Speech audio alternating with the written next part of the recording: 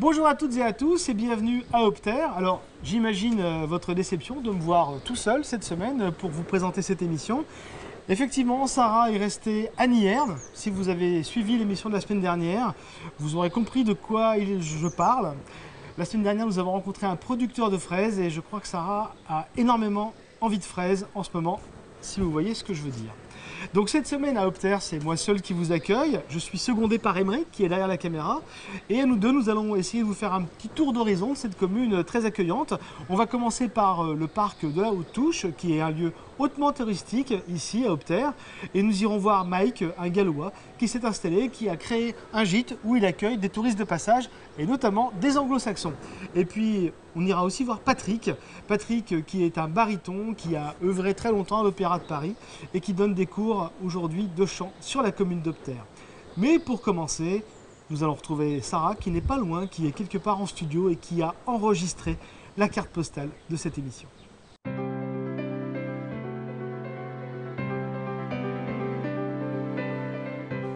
Cette semaine, Marie-Vol a choisi Opter. Cette commune est située dans l'ouest du département de l'Indre et plus précisément dans l'espace naturel de la Brenne. Elle compte 250 habitants et sa superficie est de 2847 hectares. Si vous passez à Opter, nous vous recommandons un arrêt à la réserve de la Haute-Touche. Il est possible de découvrir à pied, en voiture ou à bicyclette plus de 1000 animaux des 5 continents sur une centaine d'hectares forestiers de cet établissement du Muséum national d'histoire naturelle. Tout au long de la route, des panneaux expliquent les interactions entre l'homme et notre patrimoine européen. Cet espace animalier propose de nombreux ateliers visites guidées. La mission d'enseignement y est très importante. La préservation des espèces en voie de disparition est également une priorité. Des couples d'artistes se sont installés dans ce charmant village. D'ailleurs, des étrangers du Pays de Galles ont également été sous le charme puisqu'ils proposent aujourd'hui aux visiteurs un camping et un gîte. Pour conclure, la tradition veut que chaque dernier dimanche du mois d'août, Opter fête le houblon. Effectivement, depuis 1971, la culture du houblon est bien implantée. Alors, si vous avez envie de déguster bière et choucroute, c'est à Opter qu'il faut se rendre. Avis aux amateurs!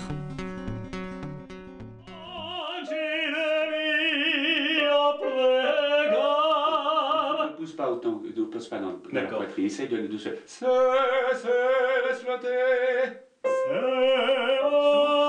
Voilà, continue, souple.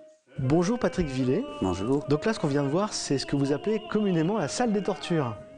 Oui, vous êtes allé dans la salle des tortures. C'est là où on passe son temps à refaire, faire et refaire, toujours, jusqu'à ce que ça devienne montrable au public. Oh, j'ai pas eu l'impression de voir une vraie souffrance, quand même. Vous n'avez pas tout vu, vous en avez vu qu'un tout petit bout, et puis vous avez vu des élèves qui sont doués, vous avez vu des gens qui font ça pour leur plaisir, mais quand ça devient professionnel et qu'il faut absolument que ce soit bien pour le rideau qui se lève à 20 h, des fois on pleure. Oui. On pleure, oui, on pleure beaucoup. Ça peut être très difficile. Ça peut être très dur, ça peut être très dur. Il ne faut pas être bon, il faut être plutôt très bon. Alors on va parler de vous parce que je crois que vous étiez justement très bon. Vous étiez baryton. C'est ce qu'on m'a dit, écoutez. Oui, on vous a dit. Vous pouvez être modeste, oui. mais c'est ce qu'on m'a dit. Oui. Alors parlez-nous un petit peu justement de cette carrière. Comment est-ce que vous avez commencé par un premier prix de conservatoire, c'est ça? Oui. Bah, on ne commence pas par un premier prix de conservatoire. Normalement, on fait ses études pour y arriver. Mais c'est ce qui vous fait connaître. À l'époque, déjà, à mon époque, c'est ce qui m'a permis, ça faisait plus connaître. Si j'avais eu 50 ans de plus, on sortait avec un premier prix de conservatoire et on rentrait directement à l'opéra ou à l'opéra comique selon la voix qu'on avait. Moi, je suis rentré avec mon prix et je l'ai accroché au-dessus de ma baignoire et je me suis dit voilà, c'est terminé. Sauf qu'il y avait dans le jury le directeur du conservatoire de l'époque qui était Bernard Lefort et qui m'a fait rentrer dans cette maison, non pas comme soliste de la maison, mais comme élève de la nouvelle école d'art lyrique qui venait de sortir. Et j'ai fait mes études au conservatoire de Paris, puis l'opéra de Paris. Ensuite, je me suis sauvé de l'opéra de Paris parce que pour avoir des grands rôles dans cette grande maison, il fallait attendre trop longtemps. J'étais trop friand de vouloir aller plus vite et donc j'en suis sorti et ensuite j'ai été ce qu'on appelle un bon chou-fleur, c'est-à-dire que j'ai été vendu par un impresario comme un bon chou-fleur sur les marchés qui s'est occupé de moi, ou 2 ou 3 impresarios et qui m'ont envoyé à droite à gauche chanter avec effectivement on a la chance de ne pas perdre l'image Opéra de Paris, mais on s'en sert plus, on dit plus de l'Opéra de Paris comme on faisait il y a 50 ans, ça c'est fini. Super Francine, encore, t'es heureuse? T'es heureuse, hein, tu le dis en plus. Oui, oui, oui. Voilà, super. Vas-y, monte bien.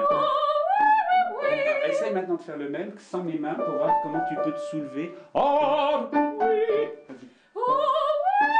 Il est moins bien que tout à l'heure parce que tu as pris de l'air et que tu t'es bloqué, d'accord? Essaye. Qu'est-ce qui vous a amené ici?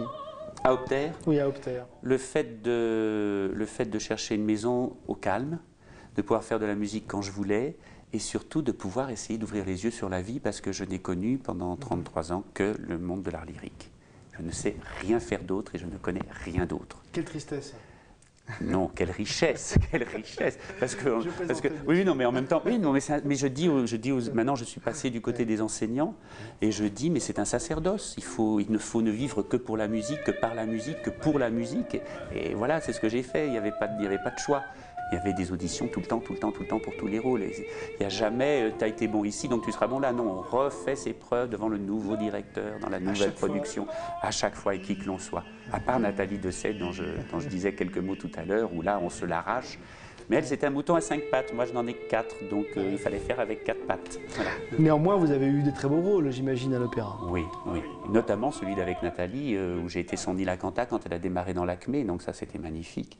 Le plus beau souvenir de ma vie, c'est Aix-en-Provence. Je ne vous dirai pas il y a combien d'années, parce que je veux rester jeune par rapport à la caméra. Mais c'était il y a 30 et quelques années, où j'ai eu une phrase à dire, ce qui était capital, une phrase à dire à Aix-en-Provence. Mes deux interprètes qui étaient de chaque côté, c'était Montserrat Caballé, alors ce qui dit peut-être pas grand-chose pour tout le monde, et Marilyn Horne, deux monstres sacrés de l'art lyrique. Bien sûr. Voilà. Donc j'ai eu ces chances-là. Après, j'ai fait ma carrière complètement traditionnelle pour un chanteur lyrique, ni mieux ni moins bien qu'un autre, pas moins bien, pas mieux non plus. Merci Patrick.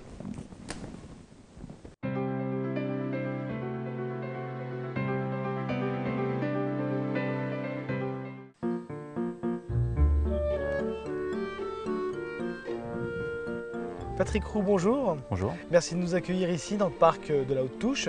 Vous êtes éthologue. Oui. Vous allez nous expliquer ce que c'est qu'être un éthologue. Éthologue, en fait, c'est un spécialiste, on va dire, qui étudie le comportement animal. Dans leur environnement naturel? Dans leur environnement, en captivité, soit pour mieux les connaître dans la nature, soit pour mieux les accueillir en captivité.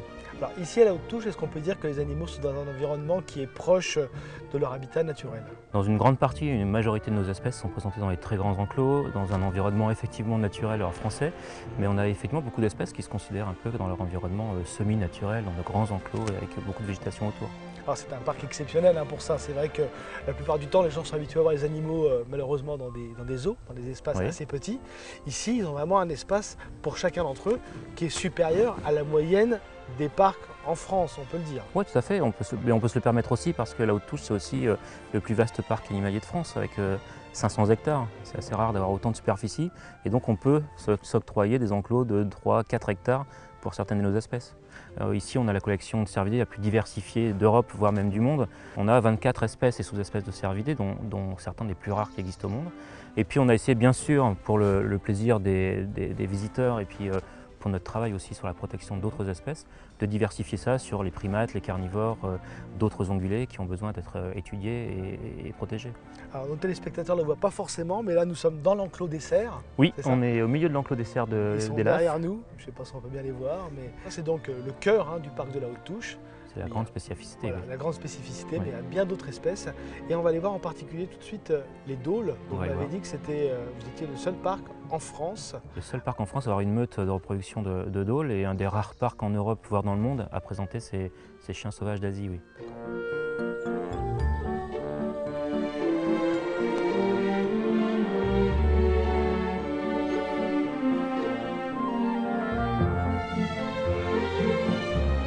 Patrick, il me semblait dans le conte de mon enfance que c'était le corbeau qui était perché.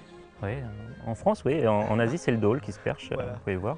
Donc c'est pas des renards, c'est des dôles. Ce sont des dôles. C'est un chien sauvage d'Asie, qui est un genre à part dans les canidés, mais qui génétiquement est plus proche du chien sauvage que du renard, malgré son apparence.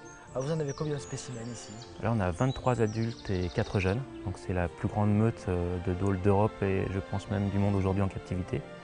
Et c'est aussi surtout la seule meute de reproduction qu'on peut voir en France aujourd'hui. Alors la particularité de cet animal, donc, à la différence du renard, c'est qu'il vit en meute, comme le loup finalement.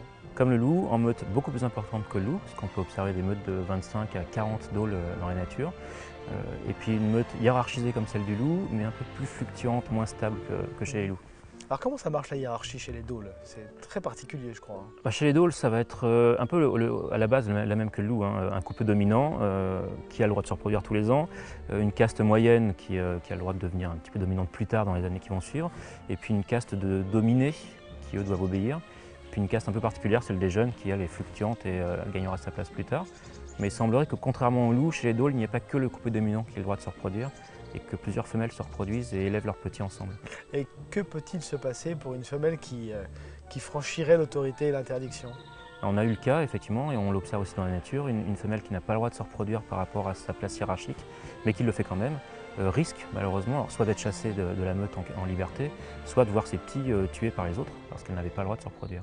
Donc c'est arrivé ici? C'est arrivé ici, c'est un comportement totalement naturel, et on ne peut pas se permettre d'élever ses petits à la main, malheureusement, parce qu'on en fait des animaux un peu étranges. Alors la particularité aussi du dôle, vous me racontiez, c'est que c'est le seul animal qui ose s'attaquer au tigre. C'est pas rien ça. Ah non, bah à part l'humain, qui est aussi un animal, mais oui, le dôle c'est le seul animal qui est prédateur du tigre. Il ne va pas tuer un tigre pour s'en nourrir, hein, mais ils vont régulièrement harceler un tigre pour lui voler sa nourriture. On va maintenant voir les lémuriens peut-être? Bah allons-y. C'est parti.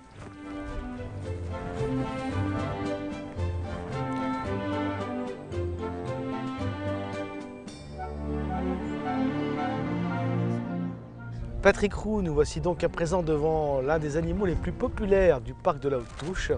Je veux parler des lémuriens. Oui. Alors c'est un animal, c'est vrai, qui plaît beaucoup aux enfants, en priorité j'imagine. Bien entendu. On ne trouve cet animal qu'à Madagascar, je crois. Oui, les 70 espèces de lémuriens ne se trouvent qu'à Madagascar. 70 espèces? Oui, reconnues aujourd'hui.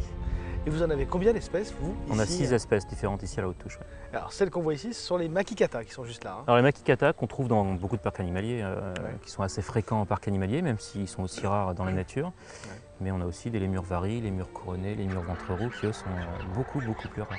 Alors comment est-ce qu'on peut expliquer qu'un animal ne se soit pas développé comme ça en dehors d'un territoire, que ce soit une espèce endémique? Alors aussi à l'origine il y avait des lémuriens partout en Afrique, sur le continent africain, sauf que sont arrivés les singes qui, en entrant en compétition pour l'alimentation avec les lémuriens, du coup on fait disparaître au fur et à mesure les lémuriens. D'accord, on sait ça aujourd'hui, on sait qu'il y avait des lémuriens en Afrique, jusqu'à quand? J'ai pas le nombre de millions d'années, il y a très longtemps. Il y a très longtemps, et du coup les lémuriens qui eux étaient à Madagascar, où il n'y a jamais eu de singes, à part après à l'arrivée de l'homme, les lémuriens n'ont pas eu de compétition alimentaire, donc ont pu se développer correctement sur cette île. D'accord, et à Madagascar aujourd'hui ils sont en danger, les lémuriens? À Madagascar aujourd'hui toutes les espèces de lémuriens sont en danger extrême, du fait de la disparition de leur habitat. C'est un animal forestier, il n'y a plus que 10% des forêts d'origine à Madagascar aujourd'hui, et donc les lémuriens sont vraiment en voie de disparition, et on essaye au maximum de les conserver et de les protéger là-bas. D'accord, est-ce qu'il y a des projets de réintroduction entre la Haute-Touche et Madagascar? Il y a des projets de réintroduction entre la Haute-Touche, en tout cas entre le Muséum d'histoire naturelle pour qui on travaille, et Madagascar, effectivement. Le muséum est parti il y a 14 ans maintenant à Madagascar, et a développé un projet de protection d'environnement, d'aide aux populations, et bientôt, j'espère, de réintroduction de lémuriens. C'est le projet? C'est le projet. Eh bien donc Patrick, merci beaucoup de nous avoir accueillis ici au parc de la Haute-Touche. On va rappeler que vous êtes ouvert tous les jours au public, qu'il existe un site internet qui s'affiche sur l'écran et pour les gens qui veulent se renseigner. Très bien, merci d'être venu. Merci de votre accueil. Merci, au revoir. Au revoir.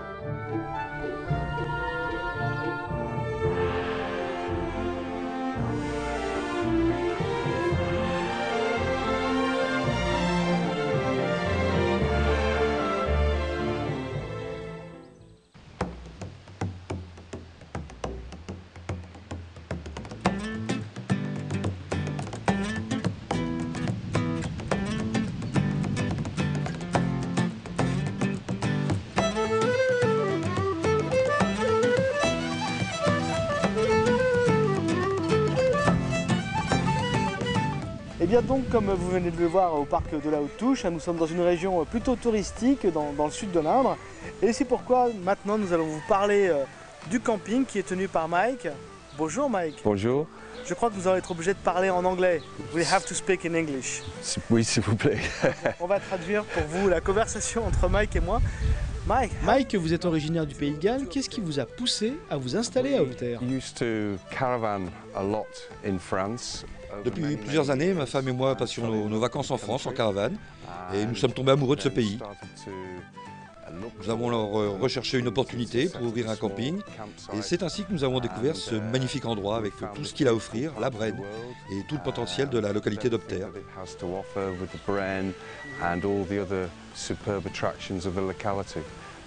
Nous sommes tombés amoureux de cet endroit pour sa tranquillité et son environnement. Et vous accueillez des visiteurs essentiellement originaires de votre pays, d'Angleterre et du Royaume-Uni. Oui, effectivement, du Royaume-Uni essentiellement, mais aussi de France, des Pays-Bas et aussi de Belgique. Vous m'avez dit qu'il existait en Grande-Bretagne un guide de référence qui recommande votre camping et c'est pour cette raison qu'il est si populaire auprès des Britanniques. C'est exact. Nous faisons aussi de la publicité dans un magazine spécialisé, sur des sites internet d'Angleterre et aussi dans d'autres pays européens. Et qu'est-ce qui attire vos compatriotes ici? Pourquoi viennent-ils? La paix et la tranquillité. Comme je vous le disais, l'environnement, les paysages, toutes les choses magnifiques que cette région a à offrir. Par exemple, l'observation des oiseaux qui est très spectaculaire. Ce qui attire nos visiteurs, c'est la beauté de la Brenne et ses environs. Et vous me disiez que lorsqu'ils sont venus une fois, ils reviennent. Très souvent. Ils ne se contentent pas de revenir, ils reviennent avec des amis. Combien de personnes pouvez-vous accueillir ici?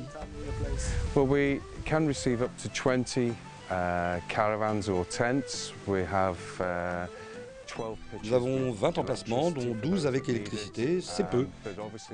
Mais c'est notre choix que le camping reste petit et calme. Vous n'avez pas envie qu'il soit rempli de monde? Non, non, surtout pas. Et vous pouvez aussi héberger des visiteurs dans ces jolies petites chambres qui sont derrière nous. Oui, nous avons 4 studios et un gîte, ce qui est très pratique pour certains visiteurs qui viennent voir leur famille mais qui n'ont ni caravane ni tente. Ils peuvent séjourner dans nos studios, ce qui est très pratique. Cela crée une atmosphère très agréable, surtout les mois d'été. Et combien de temps restent en moyenne les gens que vous recevez? Usually, and especially during the main holiday period of July and August, they stay for 1 week. Pendant les vacances d'été, c'est-à-dire juillet, août, ils restent en moyenne une semaine ou deux, voire plus longtemps pour certains. Mais nous recevons aussi des gens qui voyagent entre le Royaume-Uni et l'Espagne, le Portugal ou le sud de la France. Ils restent généralement un jour ou deux, que ce soit à l'aller ou au retour. Et il est fréquent qu'ils reviennent ensuite pour rester plus longtemps. Mike, merci de votre accueil, c'était très agréable de vous rencontrer. Merci à vous, ce fut un plaisir pour moi.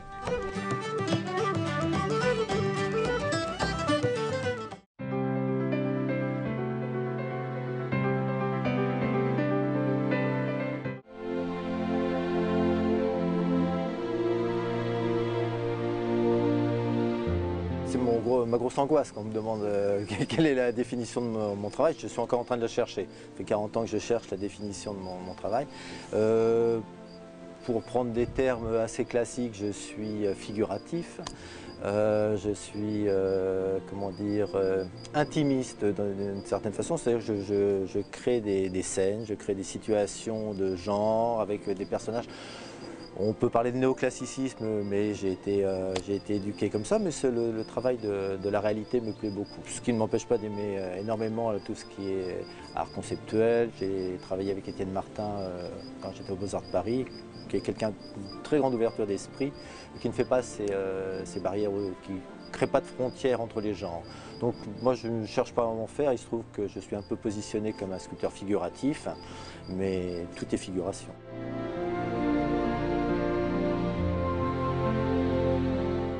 J'ai une deuxième casquette qui est celle de collectionneur et je suis extrêmement curieux de tout ce qui est technologie, apport humain dans l'art, dans les matières. Donc c'est cette curiosité qui me pousse de temps en temps à retrouver des choses plus classiques, et dans le classique on a toute l'histoire. On a l'histoire du monde, on a la mythologie, on a l'histoire des hommes, et j'ai travaillé en Angleterre sur Egon Schiele par exemple. C'était polémique parce que Egon Schiele est un peintre un petit peu difficile et Donc, pour les gens qui ne connaissent pas, c'est un peintre viennois du début du XXe siècle, de la fin du XIXe, début du XXe siècle. Et je me suis intéressé à la polémique. Et en m'intéressant à la polémique sur ce peintre, j'ai appris à le connaître. Et mon sujet était là. J'ai travaillé sur les œuvres d'Egon Schiele en sculpture. Lui n'a jamais fait de sculpture de sa vie. Et j'ai repris ses œuvres peintes en sculpture. Donc vous voyez, c'est des déclenchements comme ça un peu ponctuels de situations. C'est un petit peu hasardeux parfois. La mythologie me revient régulièrement. Je n'épuiserai jamais le sujet mythologique. Et dedans, il y a tout. Il y a tous les vices et tous les maux et toutes les qualités du monde. Donc la vie est un grand réservoir de sujets. Je ne vais pas me poser de questions le matin pour ça.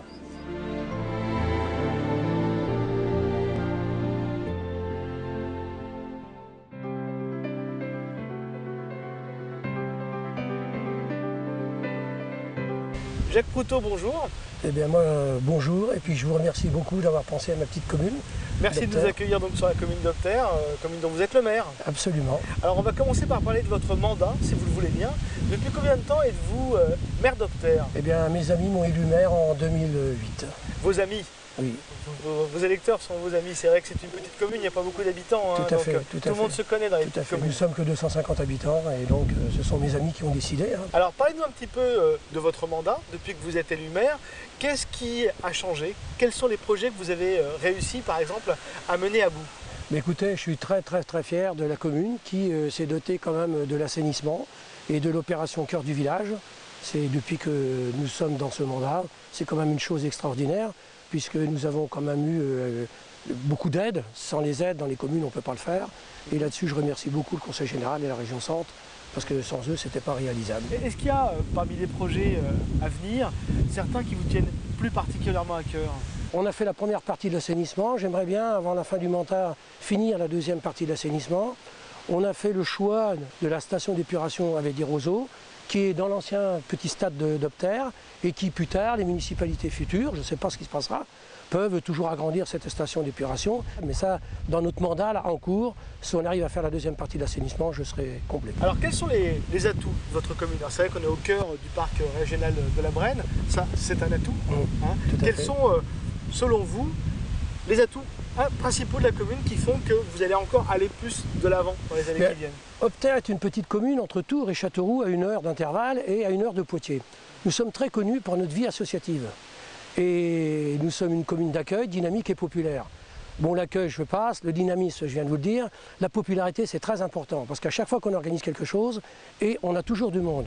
Et je vais vous faire une confidence, une phrase qui me tient à cœur, mais qui engage que moi, je ne crois pas au hasard. Alors je me dis que dans une petite commune de 250 habitants, quand on attire des milliers de personnes, comme ça va être le cas demain, puisque demain nous avons la brocante, on a aussi notre fête de la bière, je dis qu'on n'attire quand même pas les gens comme ça qui viennent pour le plaisir de voir la commune d'Opter. Donc je pense que nous sommes très populaires et nous le devons à notre public. D'ailleurs, je ne manque pas de le dire à chaque fois que je peux prendre le micro. Oui, vous le mentionniez, il y a cette fête du houblon qui a lieu chaque dernier week-end du mois d'août. Ça, c'est la fête la plus importante peut-être de la commune. Tout à fait, tout à fait. Cette année, on va fêter la 40e fête du houblon. Elle a lieu toujours le dernier dimanche d'août, avec du folklore international, puisqu'on arrive encore à travailler avec le festival de Confolens. Mais c'est vrai que ça, on n'attire pas 4000 ou 5000 personnes comme ça. C'est des gens qui viennent nous voir et puis que je pense qu'ils nous aiment beaucoup, quoi. Eh bien, Monsieur Proutot, je vous remercie beaucoup de nous avoir accueillis. On a pris beaucoup de plaisir, en tout cas, à découvrir votre commune. Eh bien, messieurs, c'est au plaisir de vous revoir et sachez que vous pouvez revenir dans la commune d'Opter quand vous voudrez.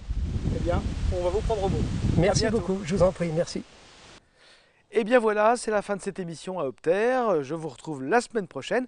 Mais d'ici là, je vous rappelle que vous pouvez revoir cette émission sur notre site internet dont l'adresse s'affiche sur l'écran, www.bip-tv.fr. Et surtout, n'oubliez pas, c'est l'été et une visite à Opter s'impose. Au revoir à tous et à la semaine prochaine.